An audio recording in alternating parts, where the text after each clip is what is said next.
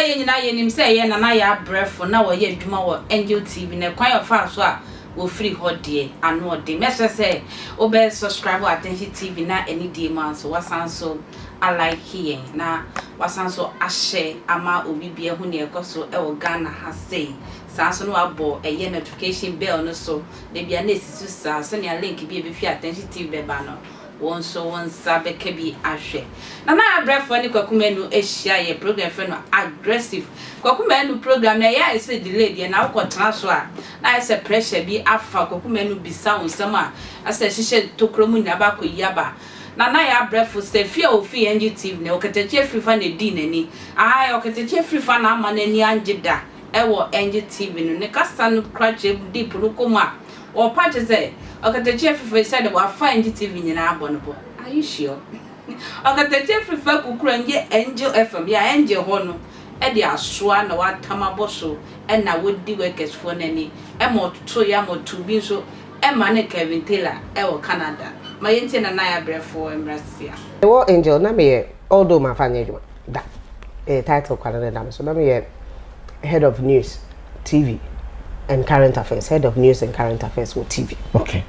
Angel, but my family adwuma da. Okwana na title. Okotna radio show. Okotna radio show. Angel na me ni morning show, na me morning show so. But then nyame dia.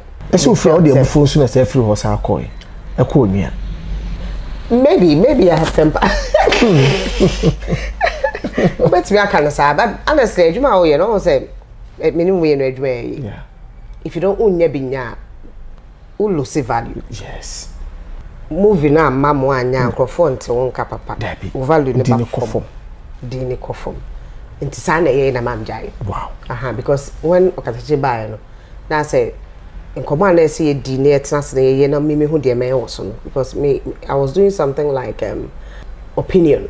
Na kwam na 20 minutes 25 nti we na yatna say na ya album.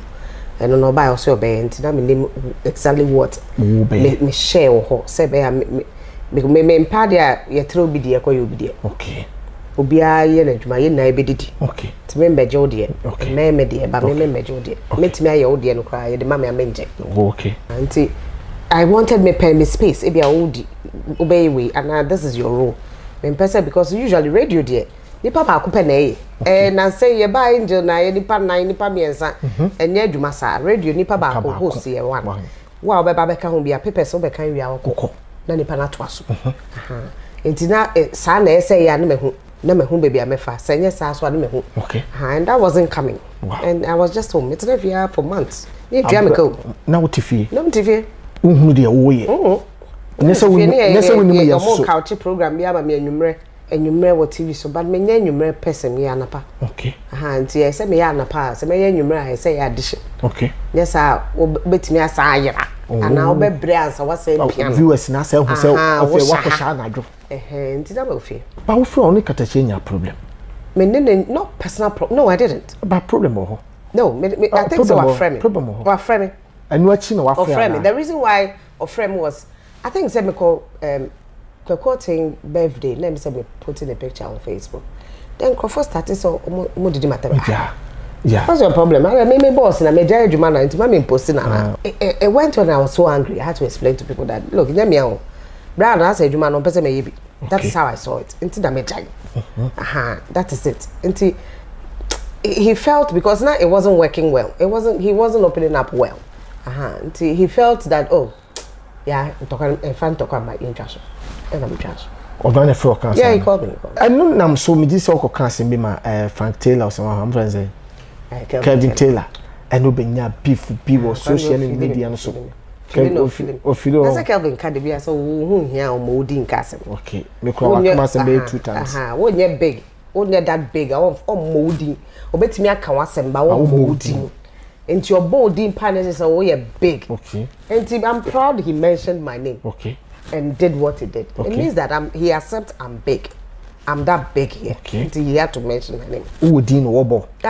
and me okay so boy but when but me do baby na say me yina asino to ma ododo oba be ma de be ma won ti Kwaku ti we oba be na obetimi atom obetimi adi na tem ade ne body adi na tem o yes na onye be ma What I said, let's ask Mumma. That's a woman, your map, one Cassana woman.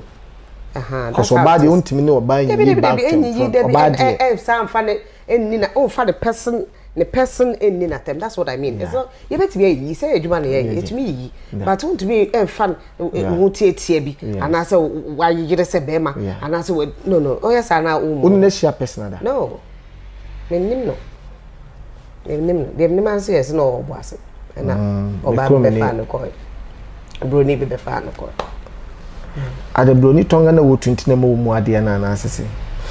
Am I supposed? Do I know? Na Bruni Tonga de one say. I say America Tonga no root. Na Bruni Tonga de dia. Yeah, dia chill. Yeah, dia tell so share so. Dia tell so share papa bi so na so share na wura mu na twetwe na ma na so why tight. We na wa be di matemu. Za kwa no muni passes. I do ye. O muni passes.